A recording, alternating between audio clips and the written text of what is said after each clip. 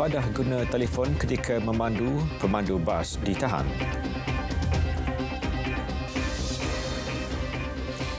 Assalamualaikum, salam Malaysia Madani. Berita tengah hari bersama saya Muhammad Shah Musa.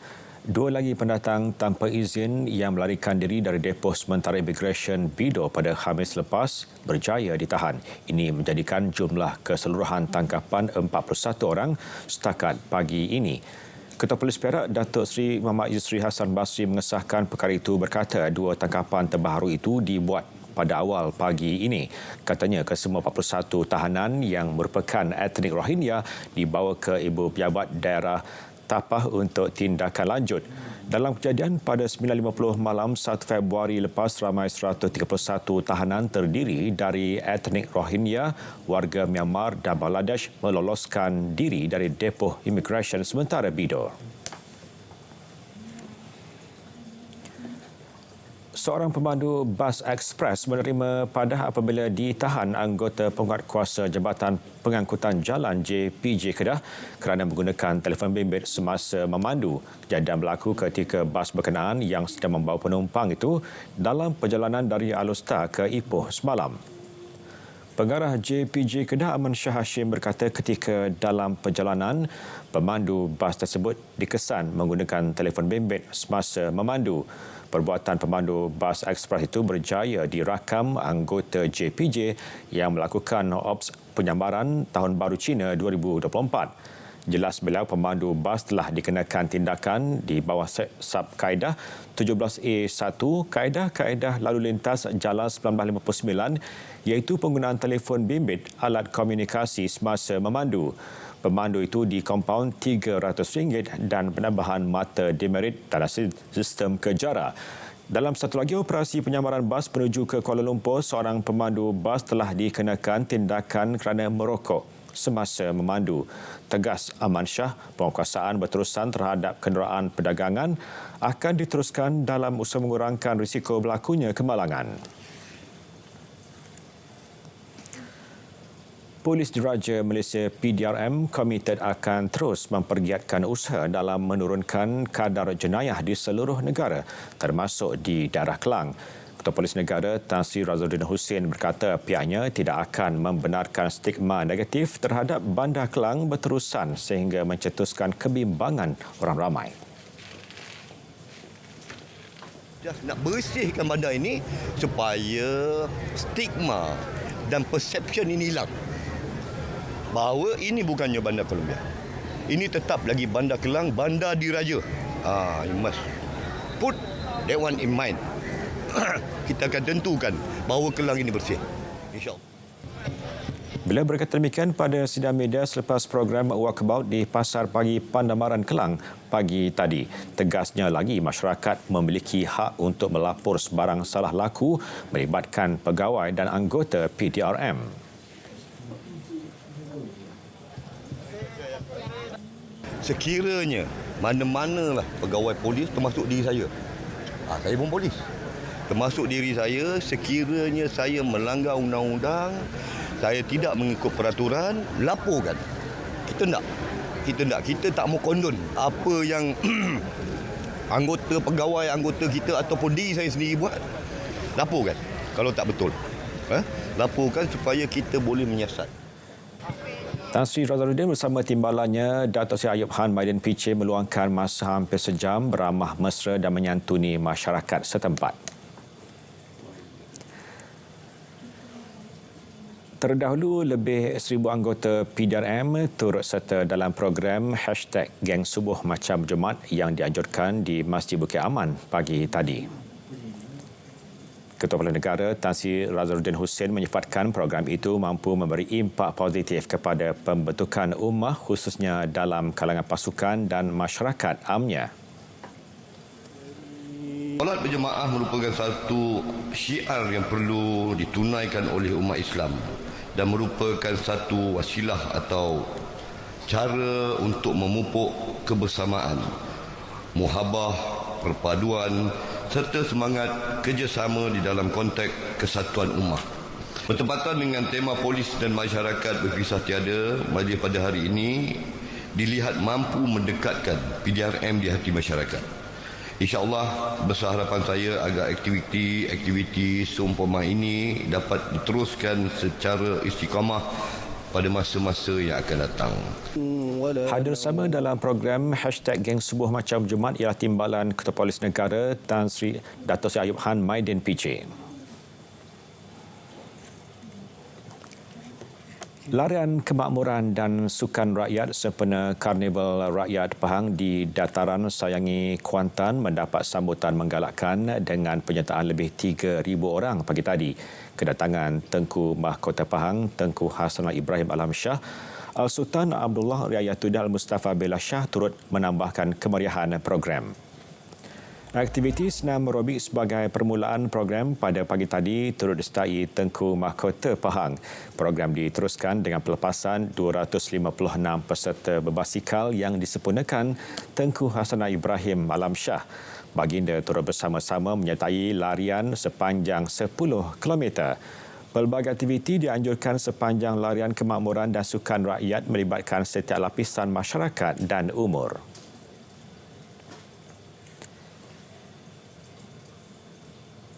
Aktiviti yang dianjurkan itu mendapat sambutan positif daripada masyarakat, seterusnya merapatkan ukhuwah di kalangan mereka. Tengok daripada dia punya vibe, dia memang suasana tu memang sangat-sangat heboh lah. Macam dia sangat sporting, dia orang macam meriah lah, sangat meriah. Seronok lah. Kita duduk atas pentang nak lead senam aerobik pun macam seronok sebab dia orang boleh buat, lepas tu dia orang sama-sama bersama dengan kita untuk senam aerobik tu. Saya mintai larian fun run ni antaranya kerana untuk mendapatkan ukhuwah antara kawan-kawan. Sebab kita tahu kalau hari weekday kita susah jumpa kawan-kawan kan. Sebab kawan-kawan pun bekerja. Jadi macam mana kita nak luang masa bersama-sama pagi. Saya menyertai 5 km ini sebab dapat berlari dengan Tengku Mahkota dan berbangga menjadi rakyat Pahang. Saya memang suka menyertai program-program rakyat sebeginilah. Sedapat kita kumpul ramai-ramai, ada ikatan ukhuwah di situ. Dengan ada Tengku Mahkota ni lagi kita nampak macam dia mesra rakyat lah. Ada hati dengan rakyat, dekat dengan rakyat. Penglibatan ibu bapa di tadbika adalah penting untuk bersama-sama memahami perkembangan anak-anak.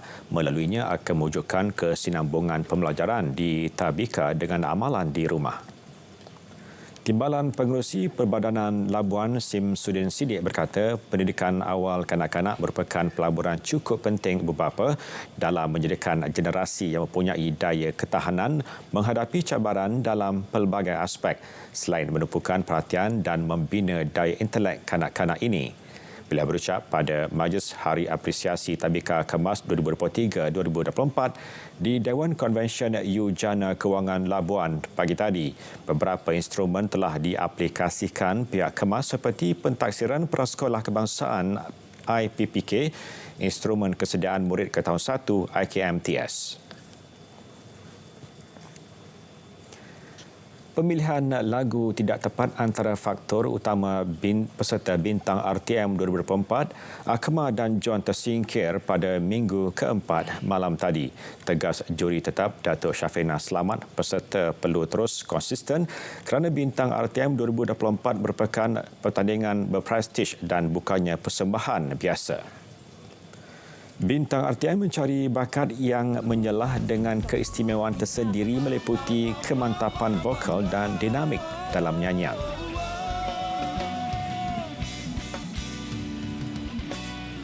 Tapi sekarang ni fokus mereka adalah seolah-olah ini adalah satu ruang untuk buat show. This is not jenis show. Dia sangat besar untuk satu pertandingan amatur. Menyanyi amatur. Dalam perkara itu, dua peserta tersingkir akur dengan keputusan juri. Bagi saya peringatan lah benda tu. Bagi peringatan. Sebab vokal kan penting, 80 markah. Saya fokus pergi vokal, cuma itulah. Mula-mula saya nak tukar tapi saya rasa macam ini random, benda yang saya tak pernah bawa dalam pertandingan. So saya try lah, rupanya it's okay.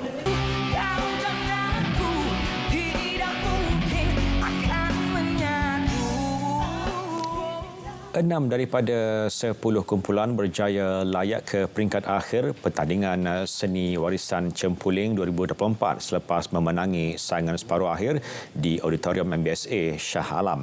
Kesemua mereka masing-masing membawa pulang wang tunai RM2,000 yang disampaikan Timbalan Pengarah Bahagian Program Radio RTM Nur Fazila Hashim.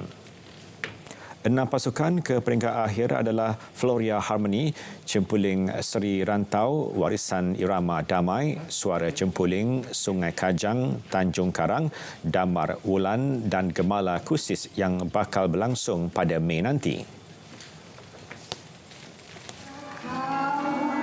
Harapan memang kita akan buat yang terbaik dan kita juga sedang nanti kita akan sit down lah untuk kita fikirkan lagu-lagu yang bersesuaian. Kita lihat juga syarat-syarat selalunya makin ketat.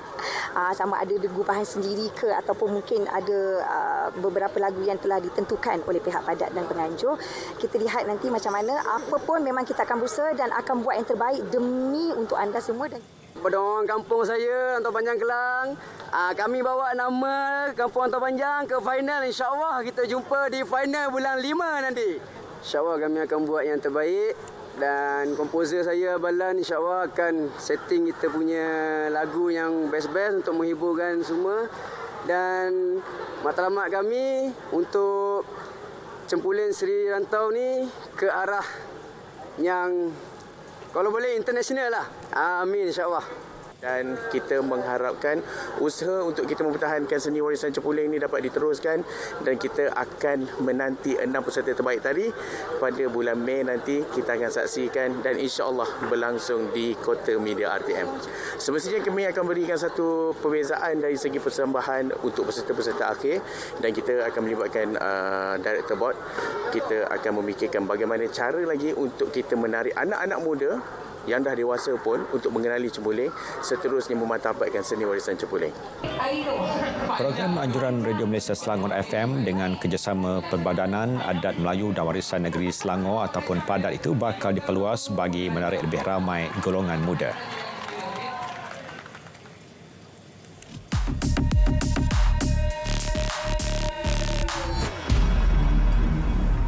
Tular di media sosial antaran satu individu menyamar sebagai Tengku Ampuan Pahang. Menerusi muat naik di TikTok, penyamar mendakwa mahu menyumbang RM19,000 dan sebuah motosikal kepada mereka yang memerlukan. Dengan begitu yakin, suspek turut meninggalkan nombor telefon dan email supaya mangsa menghubunginya. Penipuan itu didedahkan akaun Instagram Kesultanan Pahang. Semakan pasukan biar betul mendapati, ini bukan kali pertama suspek dengan butiran sama melakukan kegiatan itu. Menggunakan modus operandi serupa, akaun palsu menyamar sebagai individu terkenal diwujudkan. Pesanan sama bagi memancing mangsa dihantar menerusi akaun media sosial terbabit. Sekiranya kegiatan dikesan, akaun palsu terlibat akan dipadamkan sementara akaun lain diguna bagi mencari lebih ramai mangsa. Semakan menerusi portal Jabatan Siasatan Jenayah Komersial Bukit Aman mendapati terdapat laporan polis dibuat membabitkan salah satu nombor telefon suspek. Mangsa yang terpedaya berisiko kehilangan wang sekiranya memberi butiran kepada suspek. Elak jadi mangsa. Usah mudah percaya terutama dengan penipuan tak masuk akal sebegini. Kepada suspek, anda sedang diburu, terima bahan fitnah atau disyaki tidak betul, segera lapor ke MCMC. Biar betul, tak pasti, jangan kongsi.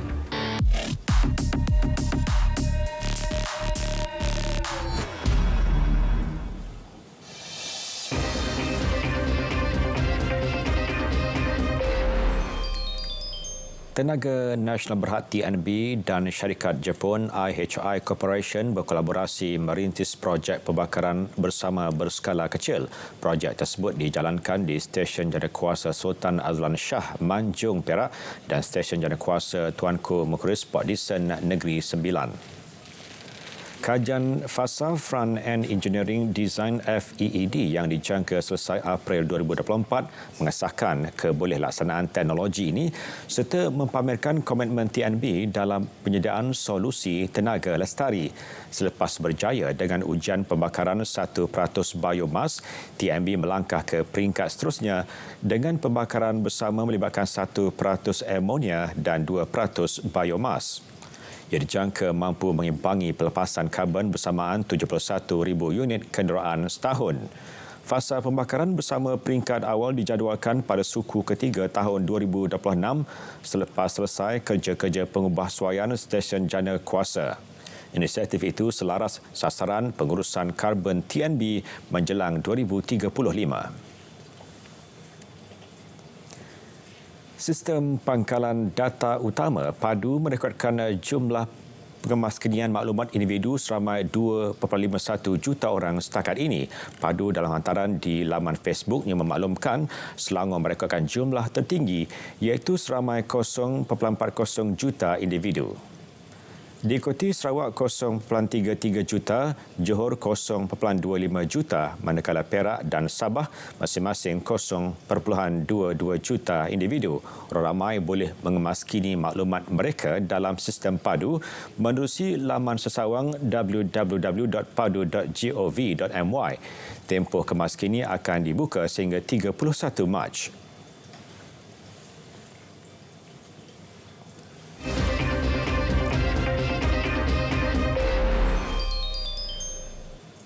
Perkembangan luar negara, 30.6 bilion ringgit itu nilai kemusnahan Gaza disebabkan kezaliman rejim Israel sejak 7 Oktober tahun lalu.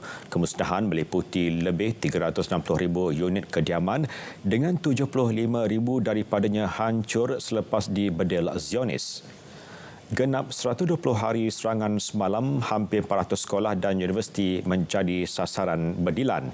Beratus-ratus ribu daripada 2.4 juta penduduk Gaza hilang tempat tinggal akibat pertempuran sengit telah melarikan diri ke Rafah semasa perang dengan khemah mereka bersesak di sepanjang jalan. Menurut PBB, bandar yang pernah menjadi rumah kepada 200,000 orang itu kini menjadi tuan rumah lebih kepada separuh daripada penduduk Gaza. Serangan tentera besar-besaran telah membunuh sekurang-kurangnya 27,000 orang di Gaza, kebanyakannya wanita dan kanak-kanak. Dalam pada itu, Israel telah menyerang lebih daripada 50 sasaran Hizbullah di Syria dan 3,400 di Lubnan sejak perang dengan Hamas di Gaza bermula pada Oktober lalu. Jurucakap tentera Israel Daniel Hagari mendedahkan sejak permulaan perang, pihaknya telah menyerang dari darat dan udara. Perang antara Hamas dan Israel menyaksikan pertempuran hampir setiap hari di sempadan, terutamanya antara tentera Zionis dan Hizbullah. Sekurang-kurangnya 218 orang terbunuh di Lubnan, kebanyakannya pejuang Hizbullah, selain meragut nyawa 26 orang awam.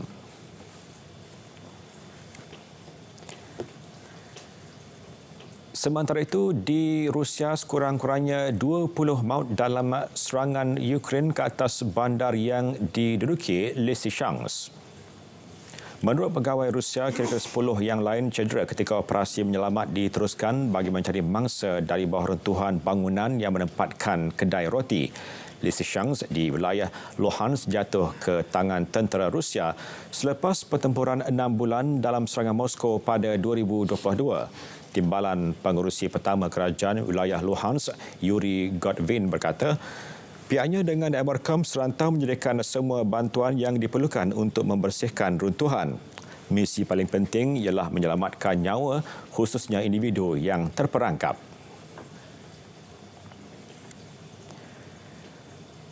Kebakaran hutan yang dahsyat di Chile meragut lebih 49 nyawa. Menteri Dalam Negeri memberi amaran jumlah yang maut mungkin meningkat kerana kebakaran masih merebak hingga memusnahkan kediaman. Presiden Chile Gabriel Boric meninjau situasi dengan menaiki helikopter melintasi wilayah Valparaiso turut mengisytiharkan darurat. Krisis kebakaran semakin buruk kerana keadaan kering dan suhu meningkat sehingga 40 darjah Celsius. Kebakaran tertumpu di kawasan pelancongan Valparaiso di sepanjang pantai tengah Chile di mana ia telah memusnahkan beribu-ribu hektar hutan. Asap tebal menyelubungi bandar hingga memaksa orang ramai meninggalkan kediaman. Pihak berkuasa mengisytiharkan perintah berkurung pada pagi Sabtu di kedua-dua wilayah itu sehingga tengah hari waktu tempatan bagi memudahkan pergerakan mangsa dan petugas kecemasan.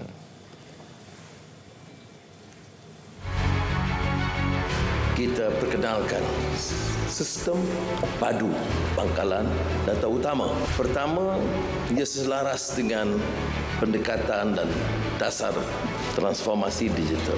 Kedua, menjamin supaya manfaat dan kemudahan itu dinikmati oleh orang yang berhak menerimanya. Dan tentunya dengan cara yang sedemikian, mengurangkan kos, mengurangkan ketirisan. Dan kaedah diperkenalkan melalui padu ini ialah secara tidak langsung memaksa setiap warga negara faham tentang transformasi digital dan menggunakan sistem padu. Dengan sendirinya kita ada pencerahan kecelekan budaya dan kecelekan digital.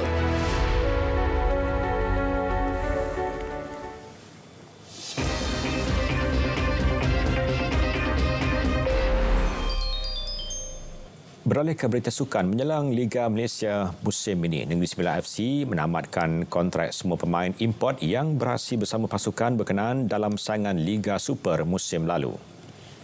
Kesemua pemain tersebut ialah Harold Margolon dari Perancis, Muhammad Safwan Baharudin dari Singapura dan Levi Madinda dari Gabon.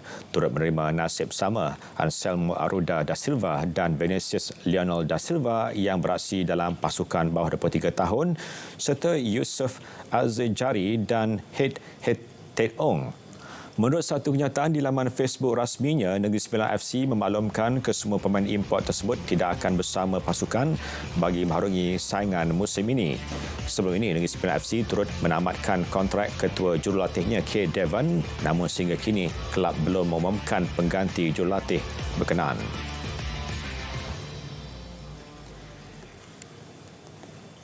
Ini pula perkembangan badminton Masters Thailand. Wakil tunggal negara Chen Tangji Toh Iwe meneruskan rentak kecemerlangan apabila berjaya menempah slot final beregu campuran. Tangji Iwe berjaya melangkah ke saingan akhir kejohanan selepas menundukkan pasangan Jepun Hiroki Midorikawa Natsu Saito 21-11, 21-17. Lebih manis kemenangan itu menebus kekalahan Tangji Iwe kepada gandingan Jepun itu sewaktu pusingan kedua terbuka Malaysia 2024 awal bulan lepas. Selepas ini, Tangji Iwe bakal mendepan cabaran getir untuk memperoleh kejuaraan pertama tahun ini apabila dijadual bertemu pilihan pertama dari Thailand, Dechapol Pawara Nokroh, Sapsiri Terata Nachai pada saingan akhir hari ini. Berdasarkan rekod pertemuan, Tangji Iwe hanya menang sekali ketika bertemu lawan dari Thailand itu dalam 5 pertemuan sebelum ini dengan kali terakhir mereka tewas di pusingan kedua terbuka India bulan lalu. Mengenai Sukan Olimpik Paris 2024 pada Julai ini, jago berbasikal track negara Dato' Azizul Hasni Awang berjaya membuktikan beliau masih luar biasa bila mencuri tumpuan dunia apabila meraih pinggan emas acara Kirin pada Piala Negara-Negara UCI di Adelaide, Australia semalam. Dato' Azizul Hasni mengungguli final acara Kirin selepas menamatkan aksi dengan catatan masa 9.91 saat dengan kelajuan 72.6 km sejam. Dalam aksi tersebut, beliau mengatasi dua pelumba Jepun, Shinya Nakano dan Kaya Ota masing-masing menduduki tempat kedua dan ketiga. Kaedah foto penamat digunakan untuk menentukan pemenang disebabkan kedudukan Dato' Azizul Hasni dan Nakano rapat semasa melintasi garisan penamat. Kemenangan itu sekaligus memberi mata buat Dato' Azizul Hasni untuk ke pentas Sukan Olimpik Paris 2024. Piala Asia 2023, Iran dan Qatar menjadi pasukan terbaru berjaya menempah slot ke saingan separuh akhir kejohanan selepas menewaskan lawan masing-masing pada aksi suku akhir. Dalam saingan yang berlangsung di Stadium Education City menyaksikan jaringan ketua pasukan Ali Reza Jahabal menerusi penalti pada lewat masa permainan memastikan Iran layak ke separuh akhir menewaskan Jepun 2-1 pada aksi suku akhir. Keputusan itu membolehkan Iran terus memasang impian untuk merangkul gelaran keempat mereka sekaligus meranapkan impian Samurai Biru yang tampil pada kejohanan kali ini dengan rekod cemerlang dalam misi mengintai gelaran kelima. Dalam pada itu, juara bertahan Qatar berdepan detik sukar sebelum mengesahkan kemarahan ke peringkat separuh akhir Piala Asia 2023 menerusi penentuan penalti 3-2 menentang Uzbekistan awal pagi tadi. Perlawanan berlanjutan hingga 120 minit selepas kedudukan terikat 1-1 sebelum diheret ke penentuan penalti. Selepas ini, Qatar akan menentang Iran pada aksi separuh akhir yang dijadual berlangsung pada Rabu.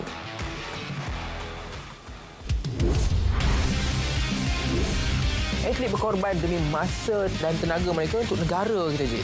Tapi dulu memang ada allowance, tapi sekarang dah dikenai sebagai gaji dan juga manfaat itu diterima oleh mereka.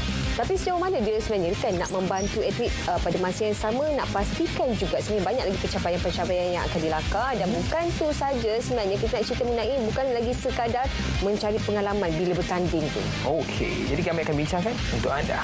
Planet Sukan setiap Ahad 10 malam di TV1 dan saluran sukan RTM.